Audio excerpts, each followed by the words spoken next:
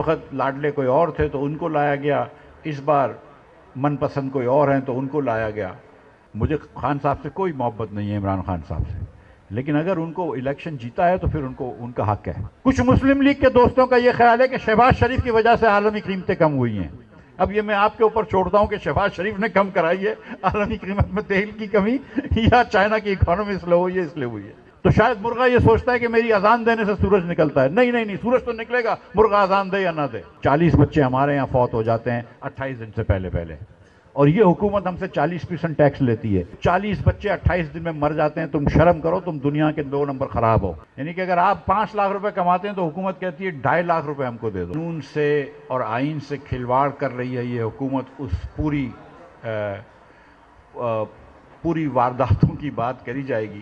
یہ فیصلہ جو ہے یہ کسی اور کو نہیں کرنا چاہیے کہ اس ملک کا وزیر اعظم کون بنے۔ اس ملک کی کوئی بھی قانون ہو، کوئی بھی آئین ہو، کوئی بجٹ کا بل ہو، آپ رات کے اندھیرے کیوں کرتے ہیں؟ دن میں بات کریں اس کی۔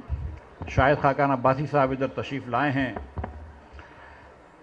کراچی بار ایسوسی ایشن سے بات کرنے کے لیے، پاکستان کی سب سے بڑی بار ایسوسی ایشن سے بات کرنے کے لیے، اور وہ بات کریں گے جو 26ویں آئینی ترمیم ہوئی ہے اس کے بارے میں، اور نہ صرف اس کے بارے میں بلکہ جو قانون سے اور آئین سے کھلواڑ کر رہی ہے یہ حکومت، اس پوری وارداتوں کی بات کری جائے گی کہ یہ حکومت جو ہے، جو معیز جعفری صاحب نے بتایا کہ ایک مشکوک مینڈیٹ پہ یہ بیٹھی ہوئی ہے آج۔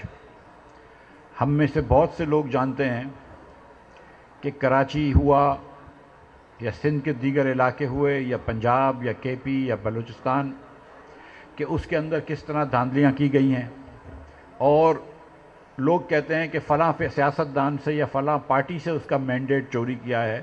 یہ بات درست نہیں ہے۔ ایکچولی پاکستان کے عوام سے ان کا مینڈیٹ چوری کیا گیا ہے، اور پاکستان کے عوام کو موقع نہیں دیا گیا کہ وہ اپنے خود حکمراں انتخاب کر سکیں یا منتخب کر سکیں۔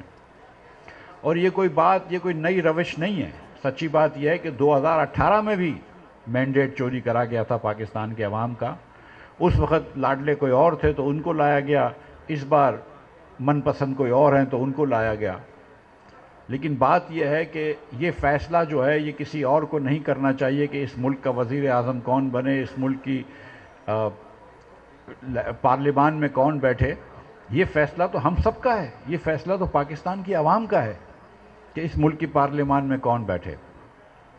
اور یہ فیصلے کہ یہ پارلیمان جب جاتی ہے، جب بنتی ہے اور عوام کی ریپرزینٹیٹیو نہیں ہوتی، تو پھر وہ فیصلے کرتی ہو اگر قانون کے بارے میں قانون سازی کرتی ہو یا آئین سازی کرتی ہو۔ اور آئین ایک عمرانی معاہدہ یا ایک سماجی معاہدہ ہے لوگوں کے بیچ آپس میں بھی اور لوگوں اور حکمرانوں کے بیچ میں، کہ یہ ہمارے حقوق ہیں اور یہاں آپ کی حدیں ہیں، اس حد سے حکومت حد پار نہیں کرے گی۔ اور یہ معاہدے کو بھی انہوں نے چینج کر دیا۔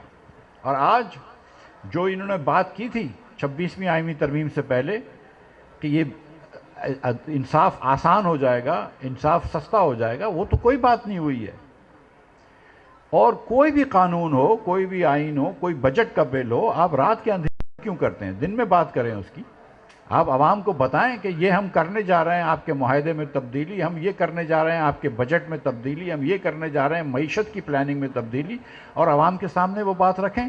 آپ کیوں چھپا کے کرتے ہیں اگر آپ کے دل میں کوئی چور نہیں ہے تو یہی بات نہ صرف آئین اور قانون کے زمرے میں آتی ہے، جو کہ شاہد صاحب اب بات کریں گے اور جو کہ معیز بھائی نے بات کی ہے، بلکہ معیشت کے اندر بھی اگر آپ دیکھیں تو یہ حکومت نے آج تک کوئی معیشت کا ایسا ریفارم نہیں کیا کہ جس سے پاکستان کے عوام کا کوئی بھلا ہو۔ جیسے بھی یہ حکومت آئی ہے، لیکن اس وقت یہ حکومت ہے، جب یہ حکومت آئی تو اس کو فنڈامنٹل اصلاحات کرنی تھی، اس نے یہ نہ کیا۔ پاکستان کے اندر یہ دنیا بھر میں 2 اصول ہوتے ہیں ٹیکسیشن کے، ایک کو کہتے ہیں ہاریزونٹل ایکویٹی، ایک کو کہتے ہیں ورٹیکل ایکویٹی۔ ہاریزونٹل ایکویٹی یہ ہوتی ہے کہ برابر کمانے والے لوگ برابر ٹیکس دیں گے، کہ اگر آپ یہاں پہ وکیل ہیں اور آپ 3 لاکھ روپے کما رہے ہیں تو آپ بھی اتنا ٹیکس دیں گے، اور کوئی اور کام کر رہا ہے تو وہ بھی اتنا ٹیکس دے گا، بشرطے کہ اس کی انکم بھی 3 لاکھ ہو۔ لیکن یہاں پر 50,000 روپے کی تنخواہ دار کے اوپر آپ نے انکم ٹیکس لگا دیا، لیکن کسی کی ہزاروں ایکڑ کی اراضی ہو زرعی تو اس کے اوپر کوئی ٹیکس نہیں ہے۔ آپ نے یہاں پر 75,000 روپے تنخواہ والے کے ٹیکس بڑھا دیا اس بار بجٹ میں، لیکن اربوں روپے کی سبسڈی دیتے ہیں جن کو آپ فرٹیلائزر کمپنیز کو، ان کے اوپر کوئی پریشانی نہیں ہے۔ آپ نے کروڑوں روپے کی، اربوں روپے کی جائیداد کے اوپر پراپرٹی ٹیکس صوبوں نے نہیں لگایا، لیکن آپ نے 75,000 روپے کی تنخواہ کے اوپر ٹیکس لگانا شروع کر دیا۔ آج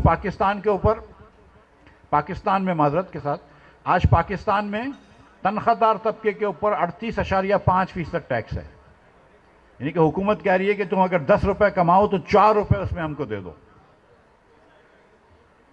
آج پرائیویٹ بزنس انڈیویجولز، کوئی چارٹرڈ اکاؤنٹنٹ ہے، کوئی لائر ہے، کوئی ڈاکٹر ہے، جو آپ کی آمدن ہے، حکومت کہتی ہے 49.5% پیسے ہم کو دے دو، یعنی کہ اگر آپ 5 لاکھ روپے کماتے ہیں تو حکومت کہتی ہے 2.5 لاکھ روپے ہم کو دے دو۔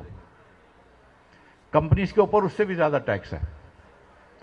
مجھے بتائیے کہ کیا حکومت آپ کو یہ سروس دیتی ہے کہ آپ کو 5 لاکھ روپے آمدن میں سے 2.5 لاکھ روپے حکومت کو دینے چاہیے؟ ایسے ٹیکس تو فن لینڈ میں ہوتے ہیں، ناروے میں بھی نہیں ہوتے، جہاں پہ وہ جس کو کہتے ہیں کہ کریڈل ٹو گریو سروسز دیتی ہے، کہ پالنے سے لے کے قبر تک سروس دیتی ہے۔ یہ حکومت کیا کرتی ہے؟ پاکستان کے اندر جب گرمی ہوتی ہے کڑاکے کی تو بجلی چلے جاتی ہے، جب تیز سردی ہوتی ہے تو گیس ختم ہو جاتی ہے۔ ایک موبائل فون چلتا تھا پہلے، اب وہ موبائل فون بھی انہوں نے خراب کر دیا۔ یہاں پہ کسی کی موت آ جائے تو قبر ڈھونڈنا مشکل ہوتی ہے، یہ آپ سب جانتے ہیں۔ قبر کا انتظام کرنا پاکستان میں اور اس شہر کراچی میں ایک وبال جان ہے۔ پانی پینے کا اس ملک کے اندر ہم نہیں دے سکتے، وہ بھی ایک لانا جامع وہ ہو گیا ہے، جان کی مشکل آ گئی یہ پانی پینے کا دینے۔ اس پورے کراچی شہر کے اندر آپ کو کہیں پانی نہیں ملتا۔ امیر علاقوں میں رہتے ہیں آپ ڈیفینس میں تو پانی نہیں ملتا، لیکن کم از کم ان لوگوں کے پاس اس کی قدرت ہوتی ہے کہ وہ پانی خرید سکتے ہیں۔ جو لوگ بلدیہ میں رہتے ہیں، جو لوگ اتحاد ٹاؤن میں رہتے ہیں، جو دور دراز کے علاقوں میں رہتے ہیں، جو غریب ترین لوگ ہوتے ہیں، ان کو بھی پانی نہیں ملتا۔ یہ حکومت اپنی بات کرتی ہے کہ یہ ملک مشکل حالات میں نکل رہا ہے، ہم کو سیکریفائز کرنی ہوگی، ہم کو قربانی دینی ہوگی۔ ہم اپنے ملک کے لیے قربانی دینے کے لیے تیار ہیں۔ ہم محب وطن پاکستانی ہیں، سارے کے ساری من حاصل قوم، ہم قربانی دینے کے لیے تیار ہیں، لیکن یک طرفہ قربانی کیوں دینی ہے؟